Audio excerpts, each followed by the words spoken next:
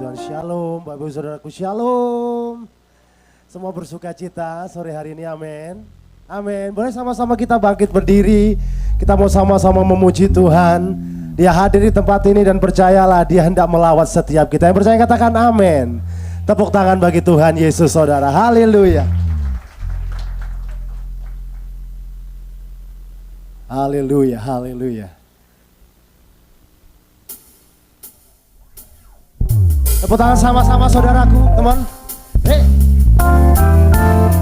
Haleluya. Kita nyanyi sama-sama saudaraku. Hey. Kasihnya besar melimpah dalam hidup kita. Haleluya. Sama-sama katakan. Kau satu penuh kasih, dua penuh hikmat, tiga penuh kuasa. Kau mulia, kau ada waktu suka, ada waktu duka. Kau setia dan selalu bersamaku. Kau membuatku tersenyum, membuatku tertawa, membuatku bahagia. Hey, Yesus kaulah sahabat, selalu hadir setiap saat. Hatiku bergembira bersamamu Yesusku. Kanan kiri ke depan, mari semua bergoyang, menari bergembira, sukacitaku dalam Kristus. Kau satu penuh kasih, dua penuh hikmat, tiga penuh kuasa. Kau mulia, kau ada waktu suka, ada waktu duka. Kau setia dan selalu bersamaku. Kau membuatku tersenyum, membuatku tertawa, membuatku bahagia. Sama-sama. Yesus kaulah sahabat, selalu hadir setiap saat. Hatiku bergembira bersamamu Yesusku. Kanan kiri ke depan, mari semua bergoyang, menari bergembira, sukacitaku dalam Kristus. Sukacita kita di dalam Tuhan Yesus, katakan amin. Haleluya. Sebab Dia sumber sukacita kita saudaraku. Haleluya. Mari sama-sama angkat tangan kita, katakan. Kaulah sahabat, selalu hadir setiap saat. Hatiku bergembira bersamamu Yesusku. Kanan kiri ke depan, mari semua bergoyang, menari bergembira, sukacitaku dalam Kristus. Sahabat selalu hadir setiap saat. Hatiku bergembira bersamamu Yesusku. Kanan kiri ke depan, mari semua bergoyang, menari bergembira, sukacitaku dalam Kristus. Sukacitaku, sukacitaku dalam Kristus. Amin. Sukacitaku dalam Kristus. Yang bersuka cita berikan sorak-sorai bagi Dia. Sorakan haleluya. Dia kekuatan setiap kita, amin. Percayalah orang-orang yang terus berharap kepada Dia terus akan mengalami kemenangan demi kemenangan dari Tuhan. Haleluya. Tepuk tangan sama-sama saudaraku, come on.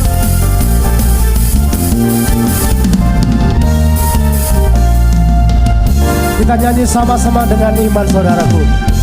Tuhanlah kekuatan dan mazmurku, Ya gunung batu dan keselamatanku,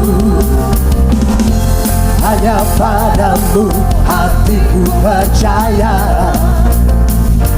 Kaulah menara dan kota perlindungan.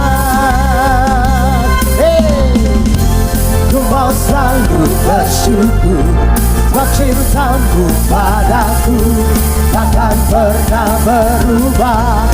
Hatiku percaya, walau bumi bergoncang, gunung-gunung beranjak, namun kasih setiamu tak pergi dariku. Yang mengalami kasih setianya katakan amin. Haleluya. Sama-sama katakan ini dengan iman saudaraku. Tuhanlah kekuatan dan mazmurku, Dia gunung batu dan keselamatanku. Hanya padamu Tuhan, hanya padamu hatiku percaya. Ini yang kami percaya dan kami imani. Kota perlindungan. Lambaikan tangan sama-sama. Ku mau selalu bersyukur, sebab cintamu padaku takkan pernah berubah.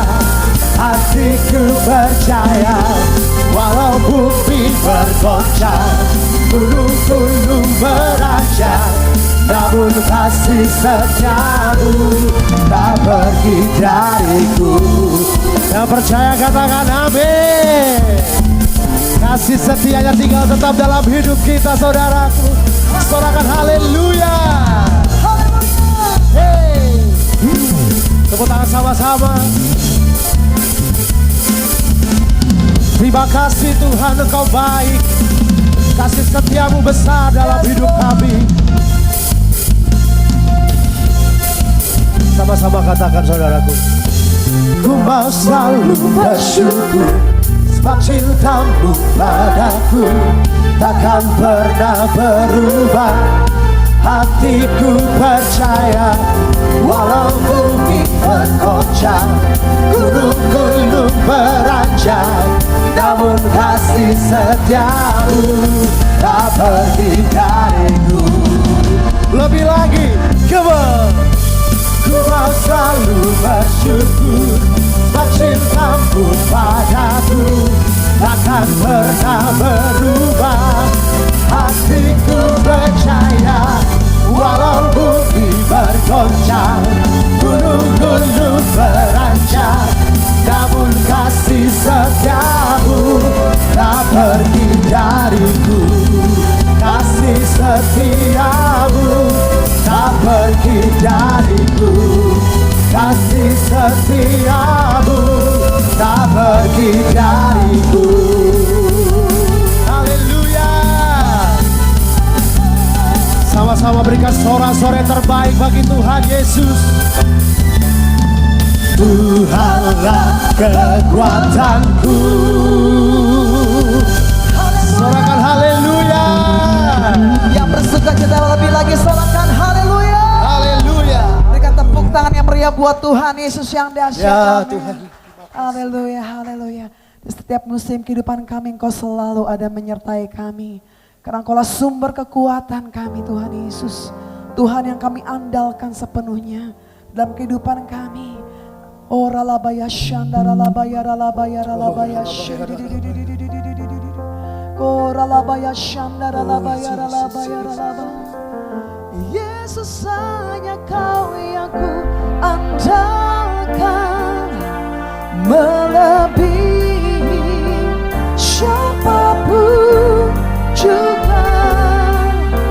Yesus hanya Kau yang ku percaya di setiap waktu. Tiada lain yang ku andalkan selain Kau. Yesus hanya Kau yang ku andalkan,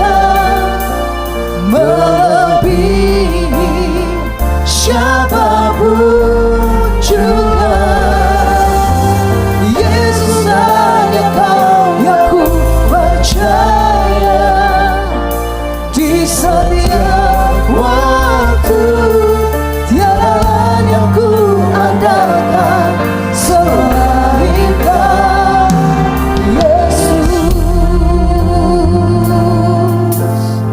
Mari katakan dari awal, saudara. Ku perlu Engkau, Yesus. Haus jiwaku menantikan-Mu. Ku percaya Kau penuh pengharapanku di dalam-Mu. Yesus, hanya Kau yang ku andalkan, melebihi siapapun juga. Yesus, hanya Kau yang ku percaya di setiap waktu, tiada lain yang ku andalkan selain Kau, Yesus. Mari nyatakan kerinduan kita, saudara, katakan. Ku perlu Engkau, Yesus. Amin. Haus jiwaku menantikan-Mu.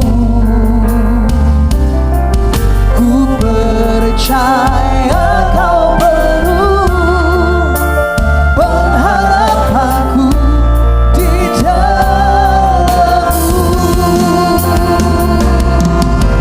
Yesus, hanya Kau yang ku andalkan, melebihi siapapun juga.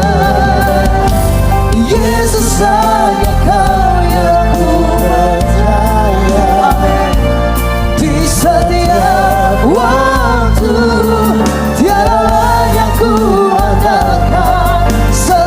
Lebih lagi panggil namanya. Yesus, hanya Kau yang ku andalkan, melebihi siapapun juga. Yesus, hanya Kau yang ku percaya. Di setiap waktu, tiada lain yang ku andalkan. Mari biarkan musik saja, kan pujian ini serta Dia.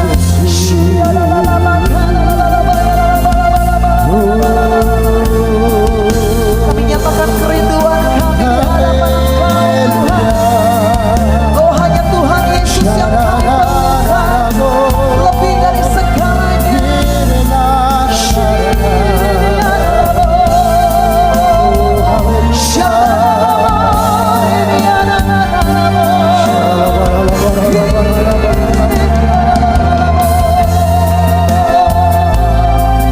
Apapun yang kami alami di hari-hari ini, Tuhan, biarlah kami tetap menaruh harap dan percaya kami kepada Engkau, Tuhan Yesus.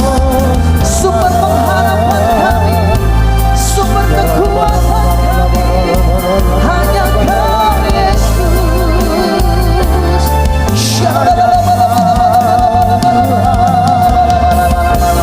Mari angkat tangan kita, nyatakan. Yesus, hanya Kau yang ku andalkan, melebihi siapapun juga. hanya Tuhan Yesus. Yesus, hanya Kau Yang kami yang ku perlukan. percaya. Di setiap waktu, tiada lain yang ku andalkan. Mari jemaat Tuhan lebih lagi katakan Yesus. Yesus, Hanya Kau melebihi siapapun juga. Yesus, hanya Kau yang ku andalkan. Di setiap waktu kami andalkan selain Kau, Yesus.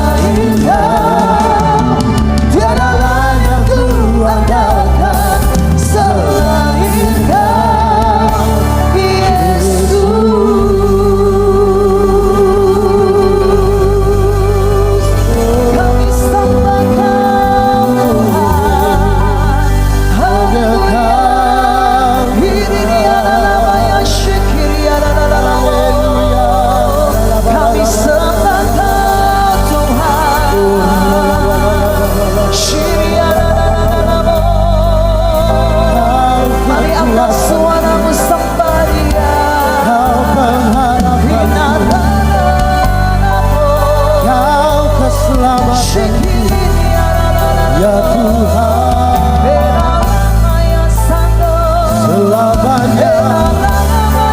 kau berkaulah.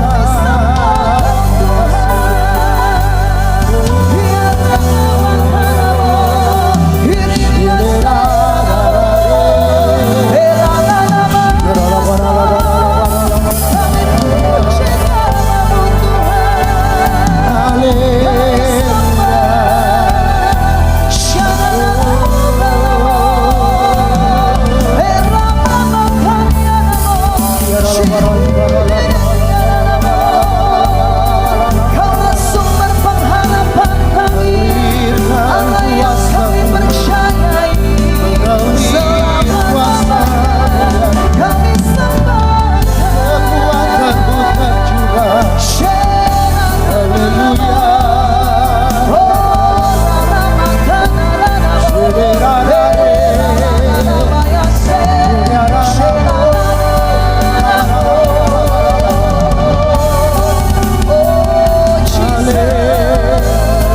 hanya Yesus yang kami sembah selama-lamanya.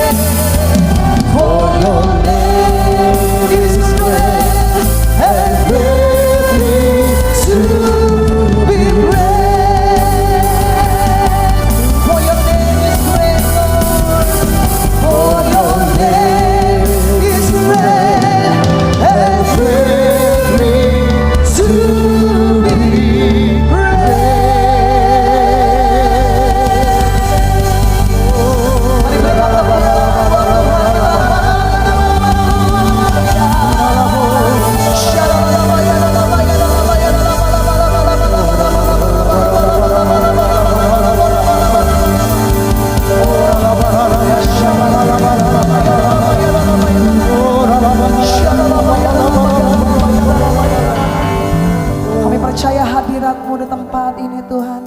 Engkau siap melawat setiap kami gereja-Mu lebih lagi Tuhan Yesus. Mari beracara penuh tengah-tengah kami. Dan Engkau menyampaikan Tuhan apa yang menjadi isi hati-Mu melalui hamba-Mu. Bapak Pendeta Billy Lantang Tuhan, Engkau yang urapi hamba-Mu, urapi jemaat-Mu Tuhan. Dan kami siap untuk mendengarkan apa yang menjadi isi hati-Mu buat setiap kami. Mari yang percaya sama-sama kita katakan amin. Sekali berikan tepuk tangan buat Tuhan Yesus. Silakan duduk kembali jemaat Tuhan. Saya persilakan kepada Pastor Billy Lantang. Waktu tempat, saya persilakan. Shalom Bapak Ibu yang dikasih Tuhan. Hari ini firman Tuhan diambil dari Markus pasal yang ke-6. Ayatnya yang dimulai dari ayat yang ke-30. Saya akan bacakan sampai ayat yang ke-37. Markus pasal yang ke-6, ayat 30 sampai 37. Ini adalah kisah tentang sebuah mujizat 5 roti dan 2 ikan yang seringkali kita dengar. Dan ini adalah satu-satunya mujizat yang direkam atau didokumentasikan di 4 kitab Injil. Matius, Markus, Lukas, dan Yohanes. Dan ini direkam atau didokumentasikan secara dahsyat. Dan ada sebuah pelajaran yang sangat luar biasa yang Yesus berikan kepada murid-muridnya dan juga untuk kita. Semua yang dia bagikan kepada murid-muridnya juga ditinggalkan untuk kita, nilai-nilai kerajaan sorga yang luar biasa. Ayat yang ke-30 ya saya bacakannya. Kemudian rasul-rasul itu kembali berkumpul dengan Yesus dan memberitahukan kepadanya semua yang mereka kerjakan dan ajarkan. Jadi ini murid-murid Yesus ini baru pulang dari sebuah pelayanan misi dan mereka capeknya minta ampun, mereka letih, mereka ke dalam kondisi yang betul-betul belum makan, ya. Ini semua didokumentasikan di sini. Dan mereka ini konteksnya di ayat ini adalah mereka lagi mau ketemu sama Yesus, mau kasih laporan. Ini konteksnya itu. Ini adalah backstory daripada kisah 5 roti dan 2 ikan. Lalu Yesus berkata kepada mereka, ayat 31, marilah ke tempat yang sunyi, supaya kita sendirian, dan beristirahatlah seketika. Itu adalah sebuah pernyataan Yesus yang dinanti-nantikan sama mereka. Ke tempat sunyi, kemudian beristirahat. Sebab memang begitu banyaknya orang yang datang dan yang pergi, sehingga makan pun mereka tidak sempat. Ini kalau kita bicara secara psikologi ya, pria sama wanita itu yang lebih tahan untuk telat makan itu sebenarnya wanita. Pria enggak. Banyak sekali penelitian yang mengatakan kalau pria itu nggak makan, atau telat makan maksud saya, itu bisa terjadi emosi dalam hidupnya. Dan bahkan pengambilan keputusannya bisa mandek. Itu menurut research. Jadi ini murid-muridnya yang semuanya pria ini pasti dalam kondisi yang betul-betul kesel. Karena mereka belum makan, kenapa mereka kesal? Karena ada sesuatu yang akan terjadi dalam hidup mereka setelah ini. Jadi ini harapan mereka ya, mau istirahat. Dan mereka berangkat ayat 32. Mereka mengasingkan diri dengan perahu ke tempat yang sunyi. Seperti janjinya Yesus kan. Nah tempat yang sunyi itu apa? Nah di Lukas pasal yang ke-9 ayat 10, saya akan bagikan dari semua kitab Injil ini kisahnya biar utuh. Biar Bapak Ibu ngerti ini terjadinya seperti apa. Dan personel-personel siapa yang terlibat di dalamnya. Dan ada maksud Tuhan yang luar biasa di dalam kisah ini. Dicatat aja, di Lukas 9 ayat 10, tempat yang sunyi itu adalah Betsaida. Betsaida itu adalah salah satu dari 3 kota yang dikutuk sama Yesus, atau dikecam dengan keras sama Yesus, dan bahkan dia adalah salah satu termasuk dalam 3 kota yang dibandingkan dengan kota yang ada di zaman Perjanjian Lama. Kalau kita baca Matius pasal yang ke-11, di situ ada kota Korazim, ada Kapernaum, sama ada Betsaida. Bapak Ibu yang pernah ke Israel pasti ngerti kota-kota ini sangat berdekatan. Dan kota-kota ini khususnya Kapernaum adalah tempat di mana markasnya Yesus ketika dia sedang memberikan banyak pelajaran selama 3 tahun atau 3,5 tahun di mana dia memberikan banyak sekali wejangan kepada banyak orang. Tetapi 3 kota ini termasuk Betsaida, mereka hanya mengejar mujizat-mujizatnya Yesus saja. Mereka tidak pernah kenal siapa Yesus yang sebenarnya. Itu sebabnya ketika dia masuk ke Yerusalem, sebelum dia disalib, teriakan-teriakan orang di sana adalah Hosana Hosana yang artinya save us, selamatkan kami. Yang mereka teriakan itu selamatkan kami, bukan selamatkan kami dari belenggu dosa, tetapi selamatkan kami dari belenggu politik karena kami dijajah sama bangsa Romawi. Itu sebenarnya pengenalan mereka sama Tuhan itu sebenarnya itu. Ketika mereka sadar bahwa Yesus datang bukan menjadi raja secara letterlock ya, atas bangsa Yahudi, nggak lama setelah itu mereka teriak lagi, salibkan dia. Saya punya satu pelajaran tentang arti daripada agama Kristen dengan orang yang menyebut dirinya Kristen. Atau orang yang menyebut dirinya agama Kristen. Itu adalah dua perbedaan yang luar biasa. Nah, malam hari ini kita mau fokus di sini, kita mau lihat apa yang terjadi di dalam kota Betsaida ini. Dan ini adalah mujizat yang terjadi di tempat itu. Ya, di tiga kota yang dibandingkan dengan Korazim, Kapernaum, dan Betsaida itu adalah kota-kota yang namanya Tirus, Sidon, dan juga Sodom. Kota-kota di Perjanjian Lama yang sangat-sangat bebal dan penuh dengan dosa. Bahkan Yesus dengan gamblangnya dia memberitahu kepada murid-muridnya bahwa tiga kota di Perjanjian Lama itu jika terjadi mujizat Tuhan, pasti mereka lebih banyak orang yang bertobat daripada Kapernaum, Betsaida, dan juga Korazim. Jadi ini gambarannya ya tentang kota-kota ini. Kebanyakan memang orang tuh banyak datang kepada Yesus karena ngejar-ngejar mujizat lah. Yang terjadi itu sih sebenarnya. Ayat 33, tetapi pada waktu mereka bertolak, banyak orang melihat mereka dan mengetahui tujuan mereka. Dengan mengambil jalan darat, segeralah datang orang dari semua kota ke tempat itu sehingga mendahului mereka. Jadi ketahuan ya. Jadi mereka nih, tripnya mereka bocor nih, ketahuan sama orang-orang di situ. Mereka kemudian sepertinya menghadang Yesus dan kembali lagi mereka mau berjumpa dengan dia. Nah, ketika Yesus mendarat, ia melihat sejumlah besar orang banyak, maka tergeraklah hatinya oleh belas kasihan kepada mereka, karena mereka seperti domba tidak mempunyai gembala, lalu mulailah ia mengajarkan banyak hal kepada mereka. Loh, katanya mau ke tempat yang sunyi. Katanya barusan mau menyendiri sama murid-muridnya. Kan ini hanya perjumpaan atau meeting ring satunya Yesus aja. Murid-muridnya udah mulai kesal di sini. Udah pasti kesal. Mereka belum makan, mereka baru pulang dari pelayanan yang cukup berat. Tiba-tiba mereka harus berhadapan dengan ribuan orang di depan mereka. Apakah Yesus melakukan ini dengan sengaja? Kalau kita lihat konteksnya, yes. Karena dia maha tahu. Dia tahu apa yang terjadi. Dia bisa aja membawa perahunya pergi ke tempat yang lain, karena kalau pernah ke Danau Galilea atau Danau Tiberias, di daerah-daerah situ, itu banyak sekali tempat landing spot lah. Dia sengaja untuk membiarkan dirinya berhadapan dengan orang banyak itu, karena ada sebuah pelajaran yang dia mau berikan kepada murid-muridnya.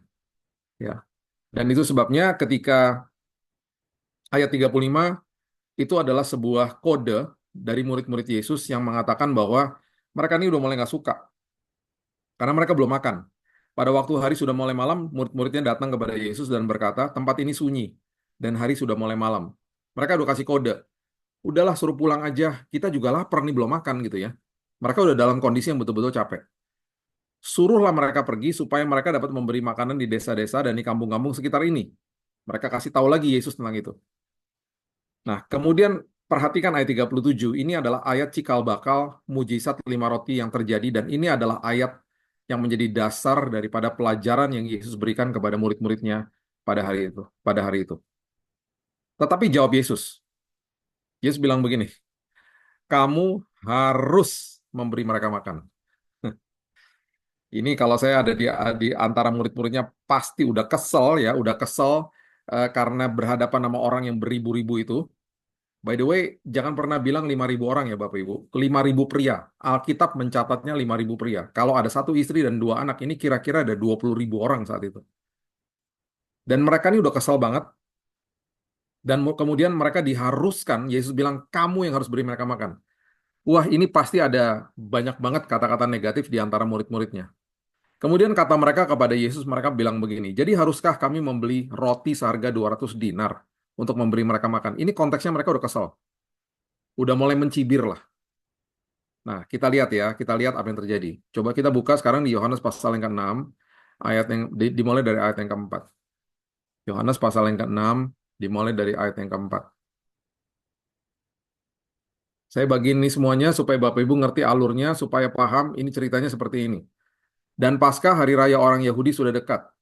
ketika Yesus memandang sekelilingnya dan melihat bahwa orang banyak berbondong-bondong datang kepadanya, berkatalah ia kepada Filipus. Nah, Yohanes ketika mendokumentasikan peristiwa ini, dia menyebut nama, Bapak Ibu.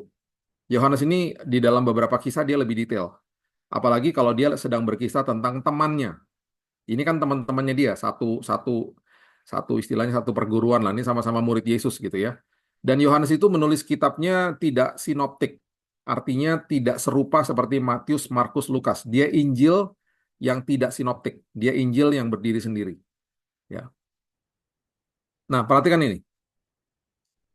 Ketika Yesus memandang sekelilingnya dan melihat bahwa orang banyak berbondong-bondong datang kepadanya, berkatalah ia kepada Filipus, di manakah kita akan membeli roti supaya mereka ini dapat makan?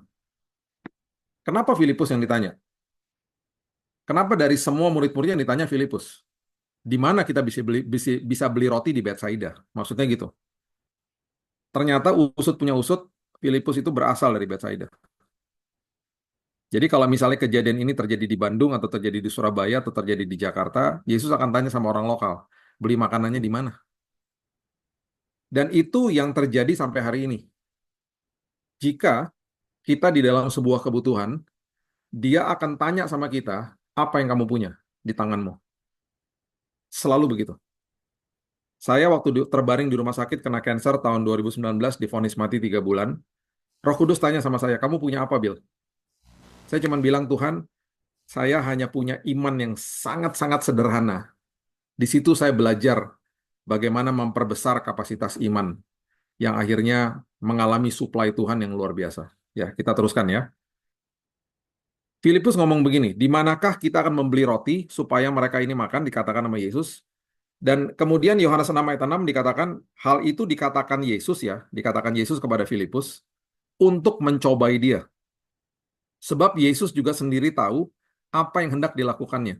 Mencoba itu lebih tepat bahasa aslinya adalah to test him, menguji dia. Yesus tahu apa yang dia akan lakukan, tetapi dia selalu tanya sama kita, apa sih yang kamu punya di tanganmu? Karena selalu ada pelajaran yang dia mau kita lakukan. Jawab Filipus ayat yang ke-7. Roti seharga 200 dinar tidak akan cukup untuk mereka ini sekalipun masing-masing mendapat sepotong kecil aja, ya. Jadi Filipus ini akhirnya melihat apa yang ada di tangannya sangat kecil. Nggak sanggup lah, di tangan saya ini sangat kecil. Dia masih nggak paham tentang pelajaran yang sedang diberikan sama Yesus, karena mereka pastinya sedang dalam dirudung emosi lah.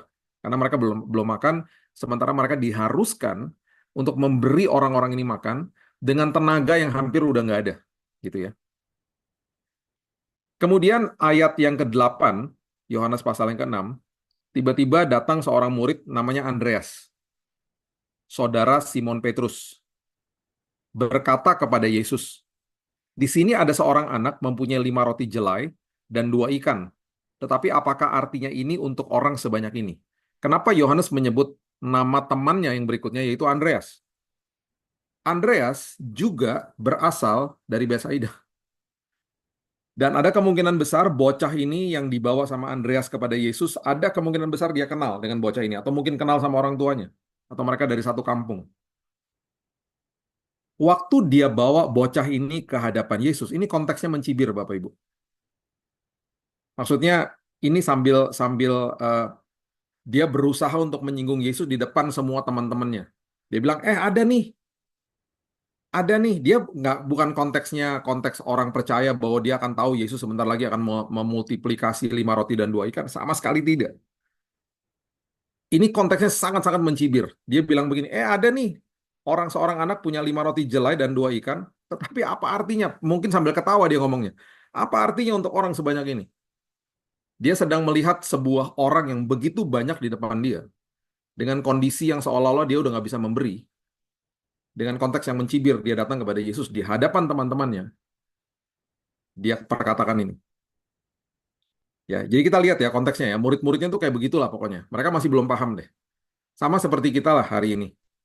Ketika dalam kondisi terjepit, kondisi terpojok, kondisi sepertinya seolah-olah udah nggak bisa ngapa-ngapain, biasanya yang keluar dari mulut kita dengan emosi kita katakan begini, apalagi sini Tuhan?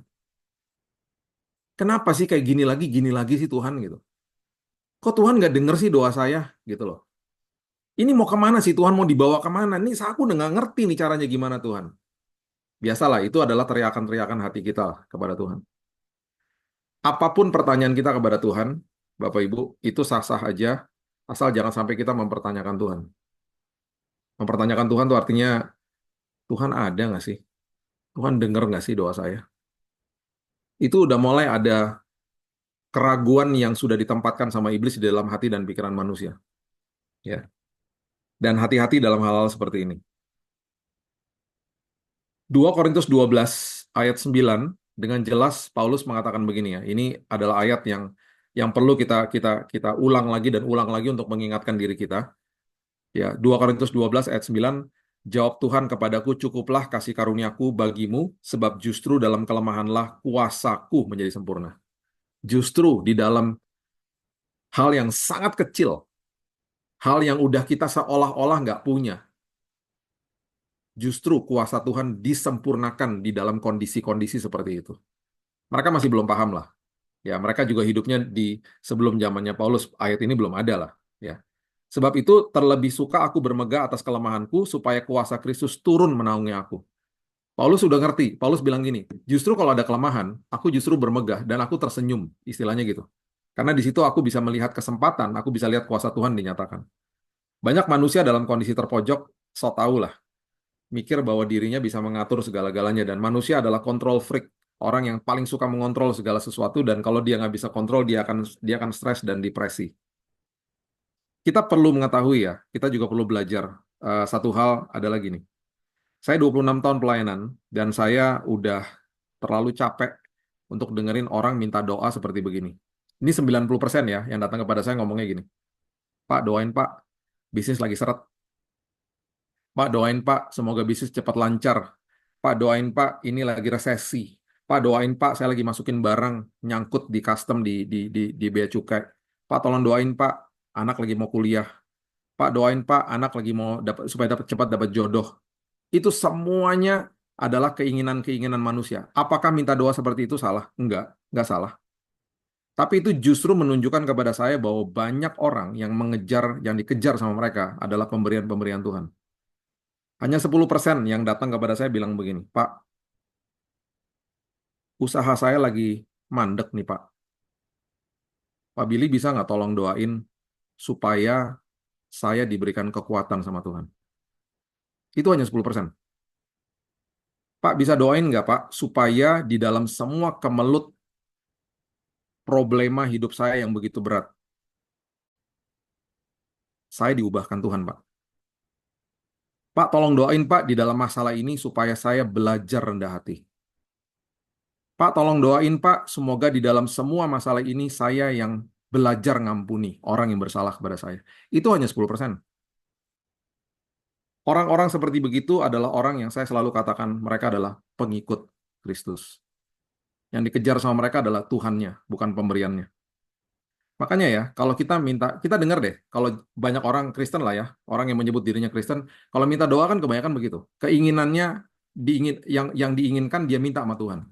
Tanpa dia sadari dia jadikan Tuhan dewa, hamba Tuhannya dukun. Dan dia mengkultuskan hamba Tuhan. Itu yang membuat hati saya pedih selama ini. Karena yang dikejar-kejar orang tuh itu. Dan akhirnya yang terjadi adalah apa? Orang kecewa sama Tuhan. Kecewa sama Tuhan. Karena yang dikejar tangannya, bukan hatinya. Dan itu harus jadi sebuah pengertian dan pembelajaran buat kita setiap hari. Pertanyakan itu kepada diri kita.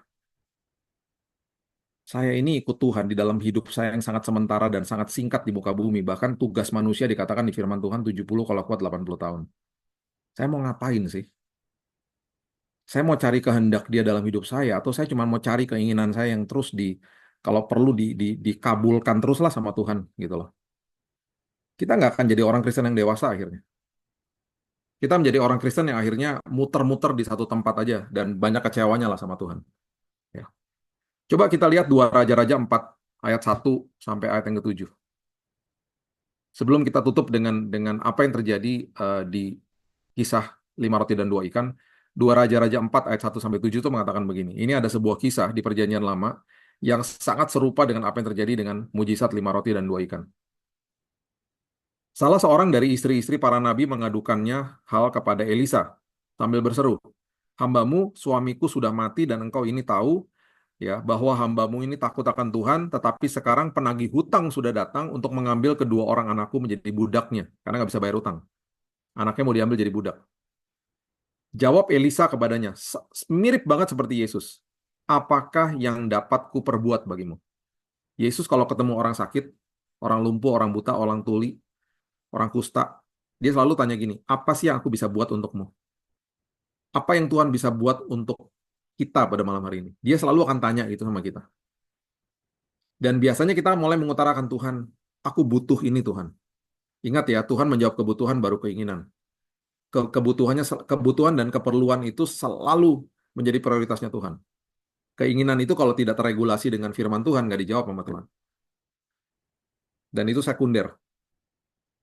Dikatakan begini, setelah Elisa tanya apa yang dapat aku perbuat bagimu, kemudian dia tanya gini, "Beritahukanlah kepadaku apa-apa yang kau punya di rumah." Berkatalah perempuan itu, "Hambamu tidak punya sesuatu apapun di rumah kecuali sebuah buli-buli berisi minyak." Tuhan juga tanya hari ini, kita punya apa? Biasanya kita bilang, "Tuhan, cuma ada iman yang kecil banget Tuhan. Saya cuma ada doa, saya cuma ada lutut untuk berdoa dan air mata Tuhan hari ini." Itu bagi Tuhan udah cukup. Karena dia selalu akan katakan, saya sangat suka untuk menggunakan hal-hal kecil, karena di dalam kelemahanmu kuasaku akan aku nyatakan. Selalu gitu. Nah, mulailah ini firman Tuhan mulai mengatakan kepada kita, menjelaskan di ayat yang ketiga, Elisa bilang begini, "Pergilah, mintalah bejana-bejana dari luar, daripada segala tetanggamu. Bejana-bejana yang kosong." Disuruh minta ya bejana yang kosong. Kemudian ada kalimat begini, "Jangan terlalu sedikit." Catat kalimat itu. Ambil bejana dari tetangga, jangan terlalu sedikit. Kemudian masuk, tutup pintu sesudah engkau dan anak-anakmu masuk, lalu tuanglah minyak itu ke dalam segala bejana, mana yang penuh kamu angkat. Ini pelajaran yang perlu kita mengerti adalah suplainya Tuhan itu selalu lebih besar daripada kapasitas kita. Itu sebabnya ketika kita punya iman yang sangat sederhana, sekecil biji sesawi, bagaimana saya bisa memperbesar kapasitas iman saya adalah berserah total sama Tuhan. Orang yang mengatakan bahwa saya adalah pengikut Kristus, berarti dia fokus kepada tangan Tuhan yang memegang tangan dia. Sesekali kita akan berjalan bersama dengan dia di dalam lembah-lembah kekelaman. Proses hidup yang sangat tidak enak. Tetapi Mazmur 23 ayat 4 mengatakan dengan sangat jelas bahwa di dalam bahasa Inggrisnya dikatakan kita hanya lewat lembah bayang-bayang maut. Gak pernah menetap di satu tempat. Tuhan biarkan kita lewatin tempat-tempat seperti itu karena dia tahu kita ini melewatinya bersama dengan dia sebenarnya. Tangannya dia itu tidak pernah sedetik pun melepaskan tangan kita kalau kita sadar sebenarnya. Jadi Tuhan bilang, kalau kamu berserah sama saya, ya, sepenuhnya, disitulah mulai imanmu akan bertumbuh. Apalagi kalau kamu terus mendengarkan firman dan memperkatakan firman, iman itu diperkuat dari pendengaran dengan firman Allah. Apalagi dari mulut kita sendiri, apa yang kita katakan kepada diri kita sendiri. Ingat, pribadi yang paling sering bicara dengan diri kita adalah diri kita sendiri, Bapak Ibu. Dan pribadi yang paling sulit dikalahkan bukan iblis, diri kita sendiri. Itu sebabnya saya selalu katakan dan ingatkan jemaat, hati-hati loh dengan apa yang kamu katakan kepada dirimu sendiri. Makanya ada kuasa di balik ucapan syukur ketika kita melewati sebuah proses kehidupan. Makin banyak ucap syukur, makin teduh, makin tenang, dan tanpa kita sadari, kapasitas iman kita diperbesar sama Tuhan. Ingat, kita tidak bisa melakukan dengan upaya kita untuk memperbesar iman kita, atau menguatkan atau mengokohkan iman kita. Nggak bisa. Itu semuanya hanya lahir dari firman Tuhan, kuasa Tuhan, kekuatan Tuhan yang ada di dalam setiap kita. Jadi makin berserah, makin fokus sama tangan Tuhan yang pegang kita, dengan sendirinya hari lepas hari kita bisa tiba-tiba merasakan begini, kok aku kuat ya hari ini ya. Besok begitu lagi, baca lagi firman, karena firman adalah sumber daripada kekuatan. Kok kuat ya hari ini ya. Selalu begitu. Kita teruskan ayat 5, dikatakan, "Pergilah perempuan itu daripadanya, ditutup pintu sesudah ia dan anak-anaknya masuk. Anak-anaknya mendekatkan bejana-bejana kepadanya sedang ia terus menuang. Perhatikan ayat 6. Ketika bejana-bejana itu sudah penuh, berkatalah perempuan itu kepada anaknya, dekatkan kepadaku sebuah bejana lagi. Tetapi jawabnya kepada ibunya, udah habis bu, udah nggak ada lagi. Perhatikan kalimat ini yang sangat penting. Lalu berhentilah minyak itu mengalir. Pertanyaan yang paling penting. Kalau bejananya masih ada, minyaknya mengalir terus nggak? Nggak akan stop minyaknya. Itu yang saya katakan dari tadi. Kapasitas kita itu jauh lebih kecil daripada suplainya Tuhan.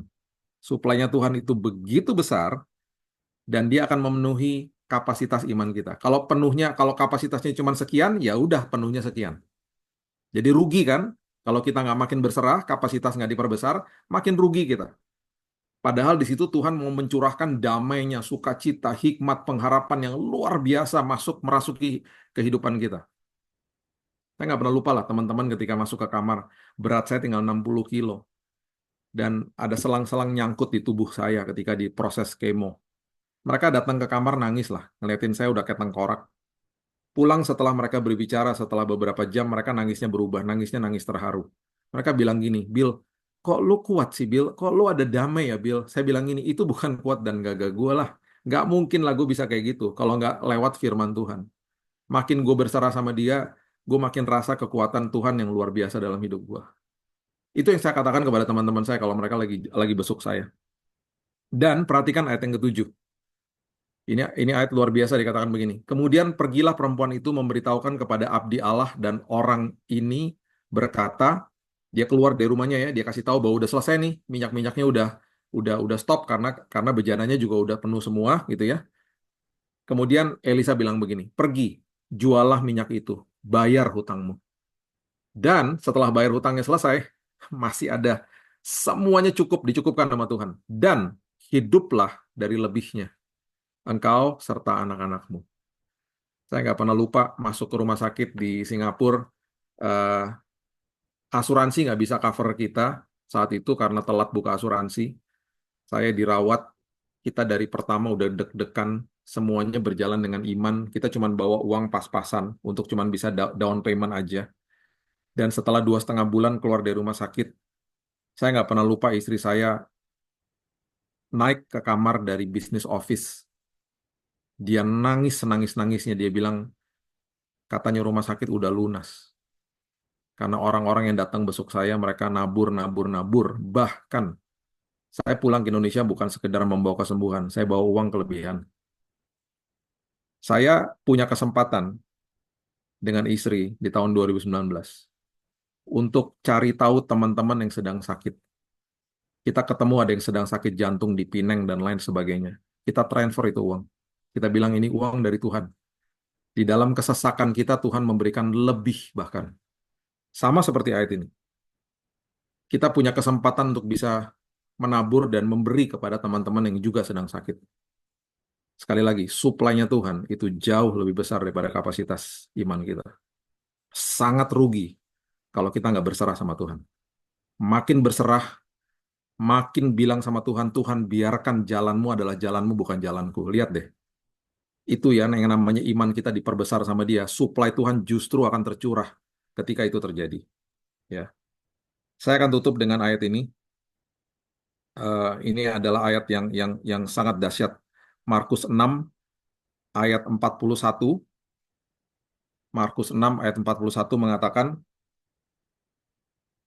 setelah ia mengambil 5 roti dan 2 ikan itu, ya ketika Yesus sudah mengambil 5 roti dan 2 ikan itu, ia menengadah ke langit dan mengucap berkat. Kalau di Yohanes itu lebih detailnya lagi, Yesus itu mengucap syukur. Pengucapan syukur itu adalah sebuah tanda yang sangat-sangat dahsyat yang dilakukan sama dia. Bahkan di dalam perjamuan akhir pun dia mengucap syukur. Padahal dia tahu sebentar lagi dia akan disalibkan. Kenapa sih dia mengucap syukur? Karena memang mereka lagi merayakan Paskah kan. Paskah itu adalah Passover, di mana mereka merayakan ketika malaikat maut melewati pintu-pintu bangsa Israel di dalam tulah yang ke-10 sebelum mereka dibebaskan dari tanah Mesir. Jadi mereka mengucap syukur hari itu konteksnya Paskah memang, Passover. Tetapi juga Tuhan Yesus juga tahu Dia mengucap syukur bahwa sebentar lagi keselamatan akan tiba bagi manusia lewat dirinya sendiri. Dan itu bagi saya pengucapan syukur yang sangat berat yang dilakukan oleh sosok pribadi Yesus yang saat itu pastinya murid-muridnya nggak ada yang tahu. Karena konteksnya Passover, konteksnya Paskah. Nah, dia udah mulai ngajarin nih kepada banyak murid-muridnya ya, bahwa dalam segala sesuatu mengucap syukur. Hari ini yang diajarkan kepada murid-muridnya adalah, yuk guys, mengucap syukur dalam hal kecil dalam hidupmu. Kamu mungkin hari ini nggak ada tenaga, kamu belum makan. Mengucap syukur aja, justru hatimu akan dibuat teduh nanti. Itu yang dia lagi ajarin kepada murid-muridnya. Dan waktu dia habis mengucap syukur, multiplikasi terjadi saat itu juga.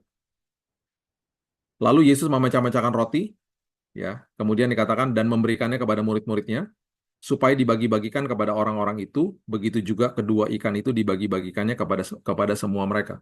Bapak Ibu bisa bayangin nggak? Multiplikasi terjadi di tangan Yesus ketika dia bagi-bagikan roti, dan juga terjadi akhirnya di tangan-tangan murid-muridnya ketika mereka membagikan kepada orang banyak. Saya bisa bayangkan ya, Filipus, Andreas, yang tadinya nggak percaya, mereka tuh pasti malam hari itu banyak yang nangis. Dalam kondisi yang begitu capek, mereka melihat sebuah pelajaran yang luar biasa yang terjadi di depan mereka. Justru di dalam kondisi ketika mereka nggak punya apa-apa, justru multiplikasi terjadi. Itu sebabnya seorang janda yang memberikan sepeser sama Yesus dibilang gini, itu janda memberi terbesar dibandingkan dengan seorang Farisi yang memberi dari kelimpahannya. Di mata dunia 10.000 sama 100.000, besaran 100.000 Bapak Ibu. Tapi di mata Tuhan, kerajaan sorga nggak lihat jumlahnya. Kerajaan sorga lihat sisanya. Saya nggak bicara soal uang aja ya. Bagi saya uang tuh sekunder. Semualah. Contoh ya, malam hari ini misalnya Bapak Ibu nanti pulang ke rumah dari ibadah ini dan masih udah dalam kondisi capek karena kerja dari tadi pagi misalnya. Masih punya waktu dengan tenaga yang tersisa untuk mesbah keluarga, untuk berdoa dan lain sebagainya saat teduh misalnya. Itu pengorbanan yang terbesar. Karena yang Tuhan lihat sisanya. Tenaganya udah hampir nggak ada. Tenaganya udah capek. Justru dalam kondisi seperti itu, multiplikasi terjadi. Saya tutup dengan kisah ini, mungkin udah pernah dengar juga di tahun 2000, saya dengan teman-teman merekam lagu Oleh Kuasa Darahmu, dan kami waktu itu merekam bagian cowok-cowoknya itu ada 6 laki-laki termasuk saya.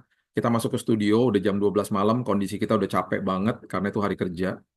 Dan selagi kita menyanyikan lagu itu, kita merasakan hadirat Tuhan. Singkat cerita, waktu kita keluar dari studio itu, yang wanita-wanita, karena 6 wanita, 6 pria ya, wanita-wanita sedang nangis di ruang tunggu. Mereka dengerin suara kita, mereka nangis. Dan saya nggak pernah lupa, operator studionya yang sudah kerja di situ puluhan tahun, tangannya gemeteran. Dan dia bilang sama saya, sama teman-teman saya, Pak, yang nyanyi tadi kan cuma 6 ya Pak, kenapa di komputer saya suaranya ada 7, katanya gitu. Dan kita dengerin suara itu. Setelah di breakdown satu-satu, ini suara Bapak kan, ini suara Bapak ya gitu. Udah semuanya, suara itu suaranya melengking tinggi. Dia katakan oktavnya melebihi Michael Jackson atau Mariah Carey lah, katanya dia. Dia gemeteran. Dia nggak punya jawaban. Siapa itu nyanyi? Selama puluhan tahun dia nggak pernah itu terjadi. Fenomena itu terjadi. Saya cuma bisa mengambil kesimpulan. Malam hari itu dalam kondisi kita yang sangat capek, malaikat Tuhan bernyanyi bersama-sama dengan kita di rekaman itu. Lagu itu sebelum di mixing Bapak Ibu, sempat kami bawa ke dalam sebuah pelayanan dan ada seorang anak muda jatuh tersungkur di belakang dan mulutnya sampai berbusa. Dan dia katakan saya datang ke ibadah ini dengan kepahitan. Dan dia terima Yesus karena dia bilang saya lihat malaikat keluar dari speaker di depan ketika lagu ini diputar. Saya bilang sama teman-teman gini, paling tidak kita dapat satu konfirmasi dari Tuhan bahwa ada satu jiwa yang terima Yesus gara-gara lagu ini. Sampai hari ini lagunya sudah di mixing, lagu ini mungkin sudah sering kita nyanyikan, Oleh Kuasa Darahmu. Lagu itu rekaman originalnya tahun 2001. Saya lupa 2000 atau 2001. Itu oleh kami, ditulis oleh teman baik saya di album Harvest waktu saat itu ya. Jadi itu yang terjadi, itu adalah kisah di balik lagu Oleh Kuasa Darahmu. Jadi sampai hari ini saya kalau cerita ini masih merinding karena saya ingat bahwa malam hari itu malaikat Tuhan nyanyi sama-sama kita dan suaranya sangat merdu dan luar biasa. Itu sebabnya hari ini, yuk, di dalam semua keterbatasan kita yang masih kecil di tangan kita, berserahlah kepada Tuhan. Karena tongkat di tangan Musa ketika bermitra sama Tuhan, lautan kebelah. 5 batu umban, tas kecil, dan tongkat di tangan Daud. Bermitra sama Tuhan, Goliat pun mati. Hari ini dengkul kita untuk berdoa dan air mata ketika bermitra sama Tuhan. Lihatlah, ada perkara besar yang terjadi. Berserah penuh sama Tuhan. Multiplikasi, supply-nya Tuhan akan terjadi dalam hidupmu hari ini. Mari kita berdoa. Bapak yang baik, terima kasih buat hari ini mengucap syukur buat firman Tuhan. Kami percaya firman Tuhan memerdekakan hidup kami. Kami percaya kehidupan kami menjadi kehidupan yang terus berubah karena firman Tuhan yang merasuki kehidupan kami. Bukan sekedar kami hanya baca-baca saja, tapi firman Tuhan menguasai kehidupan kami. Bahkan menguasai cara kami berpikir, menguasai cara kami mengambil tindakan. Karena Engkau sangat indah ya Tuhan. Engkau luar biasa dalam hidup kami. Roh Kudus yang ada di setiap kami, pimpin kami, berikan kami hikmat. Dan kami percaya hari lepas hari kehidupan kami akan terus mengalami Tuhan. Dan kami hidup kami penuh dengan kesaksian. Hanya di dalam nama Tuhan Yesus kami berdoa dan kami sudah menerima firman kebenaran. Kita sama-sama katakan. Amin. Saya serahkan kembali. Ya, kita akan memasuki perjamuan kudus. Saya persilakan untuk yang bertugas untuk membagikan anggur dan roti perjamuan kudus. Sampai kita angkat pujian ini oleh kuasa darah-Mu. Saat ku masuk ke hadirat-Mu, bawa persembahan ke tempat kudus-Mu, pujian ku naikkan, sembahku berikan bagi-Mu Allah yang mulia. Kau layak aku menghampiri-Mu, melihat tata kemuliaan-Mu Tuhan. Pujian ku naikkan, sembahku berikan bagi-Mu Allah yang mulia. Oleh kuasa darah-Mu, Kau telah tebus dosaku. Kekudusan-Mu melingkupiku, kasih-Mu mengalir memulihkan hidupku. Sungguh besar anugerah-Mu, Kau selamatkan hidupku. Ku menjadi ciptaan yang baru oleh kuasa darah-Mu. Mari kita bangkit berdiri bersama-sama. Lebih lagi katakan, oleh kuasa darah-Mu, Kau telah tebus dosaku. Kekudusan melingkupiku, kasih-Mu mengalir memulihkan hidupku.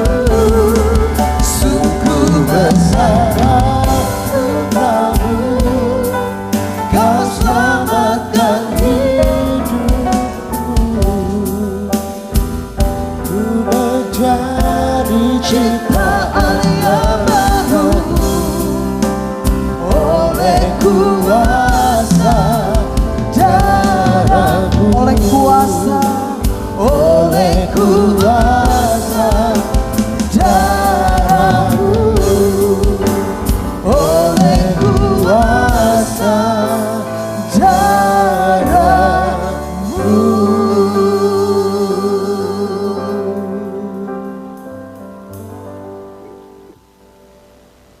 Mari kita siapkan hati kita.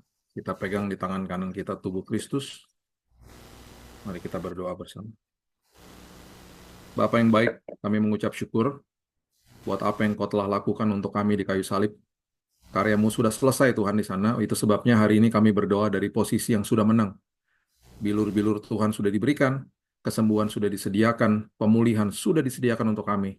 Itu sebabnya dengan ucapan syukur dan dengan hati yang sangat penuh dengan sukacita, kami berdoa dari posisi yang sudah menang karena Yesus telah selesaikan di kayu salib.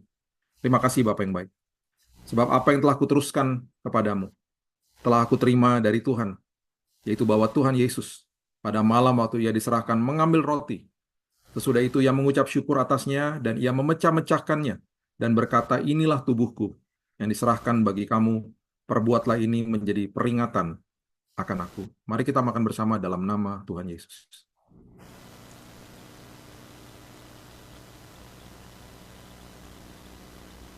Thank you Jesus. Thank you Lord. Terima kasih Tuhan. Terima kasih Tuhan. Terima kasih Tuhan. Mari kita pegang tangan, di tangan kanan kita darah Yesus yang begitu suci, begitu kudus. Terima kasih Tuhan, buat darah-Mu yang tercurah bagi kami. Sama seperti di dalam Paskah yang pertama ketika darah itu dibubuhi di pintu-pintu bangsa Israel, yaitu darah seekor anak domba. Sehingga mereka dijaga pada saat itu. Hari ini kami memiliki anak domba Allah, yaitu Yesus Kristus Tuhan dan Juru Selamat atas hidup kami. Darah-Mu yang tercurah menjaga kami Tuhan, menjaga keluarga kami, menjaga masa depan kami, bahkan menjaga kesehatan kami. Bukan itu saja, darah-Mu ketika manunggal dengan kami Tuhan, membersihkan dan sudah membersihkan dosa-dosa yang ada dalam hidup kami, dan bahkan membersihkan semua kotoran-kotoran dalam pikiran dan juga dalam hati kami, sampah-sampah dunia atau masa lalu kami Tuhan, dibersihkan pada saat ini juga. Yang datang dengan kepahitan malam hari ini dibasuh sama darah-Mu. Yang datang dengan sakit penyakit Tuhan, hari ini darah Yesus menyembuhkan dengan sempurna, dengan komplit, dengan permanen bahkan. Kami begitu percaya dengan iman ya Tuhan. Terima kasih Bapa yang baik.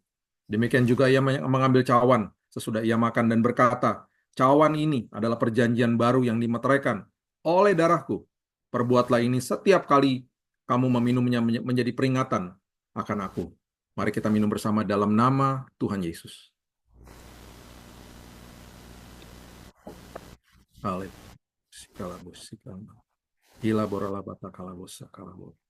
Thank you Lord Jesus. Terima kasih Tuhan. Terima kasih Tuhan. Kami sudah terima pemulihan, kami terima kesembuhan bagi yang sakit Tuhan, dan bahkan kesembuhan yang kami terima adalah kesembuhan yang sempurna, komplit, dan permanen. Dan bukan itu saja Tuhan, kesehatan juga kami terima di atas roh dan jiwa kami, sehingga jiwa kami terus sehat untuk berkarya untuk Tuhan selama-lamanya. Terima kasih Bapak yang baik. Kita kembali nyanyikan lagu ini dan saya serahkan kembali kepada tim Praise and Worship. Oleh kuasa darah-Mu, Kau telah tebus dosaku, kekudusan-Mu melingkupiku, kasih-Mu mengalir memulihkan hidupku. Sungguh besar anugerah-Mu, Kau selamatkan hidupku.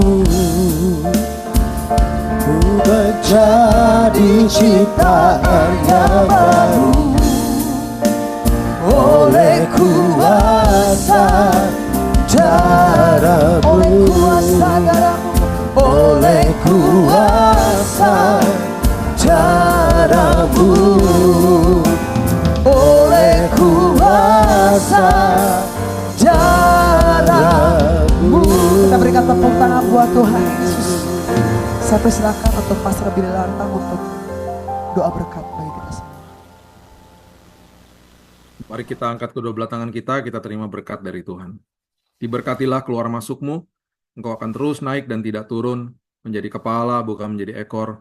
Lumbung-lumbungmu senantiasa diisi penuh sama Tuhan, dan apapun yang kau kerjakan senantiasa Tuhan membuatnya berhasil. Ada perlindungan penyertaan Tuhan, ada kesembuhan kesehatan bagi tubuh jiwa dan rohmu, ada damai sejahtera sukacita hikmat pengharapan melengkapi hidupmu dari hari ini sampai Maranatha, Yesus datang kembali. Terimalah berkat ini dan jadilah berkat dimanapun Tuhan tempatkan hidupmu. Immanuel, Allah beserta dengan kita. Kita sama-sama katakan, amin. Amin. Terima kasih untuk pelayanannya Pastor Billy Lantang. Terima kasih, Tuhan berkati semua. Terima kasih. Shalom.